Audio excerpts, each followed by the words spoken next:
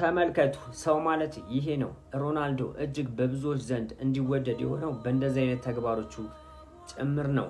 የዓለማችን ቁጥር አንዱ እግር ኳስ ተጫዋች CR7 ክርስቲያኖ ሮናልዶ ስለ ኢራንና እስራኤል አዲሱ ጦርነት ለዶናልድ ትራምፕ የላከው መልእክቱም እየተባባሰ ስለመጣው የእስራኤልና ኢራን ጦርነት ሰላም እንዲሰፍን ስለማድረግ ነው። CR7 በሀገሪቶቹ መካከል ስላለው ውጥረት ሰላም እንዲሰፍንና እንዲረግብ ምኞቱንም ገልጸዋል። ፕሬዝዳንት ዶናልድ ትራምፕም ጨዋታ ለሰላም የሚል እጅግ ያልተጠበቀ አዲስ ስጦታ እንደደረሳቸው ተናግረዋል። ስጦታውም ሮናልዶ የፈረመበት የፖርቹጋል ብሔራዊ ቡድን ማሊያ ነበረ። ብዙ ጊዜ ለሰላም የሚተጋ ለጭቁኖች ድምጽ የሚሆን ለተራቡት ደግሞ ካለው ላይ የሚያካፍል ድንቅ እግር ኳስ ተጫዋች ነው። አላህ ያቆየው። አላህ ቀጥተኛ መንገድን ይምራው። በደንብ ሼር፣ ኮፒ ሊንክ፣ ሪፖስት እያደረጋችሁ አዳርሱት።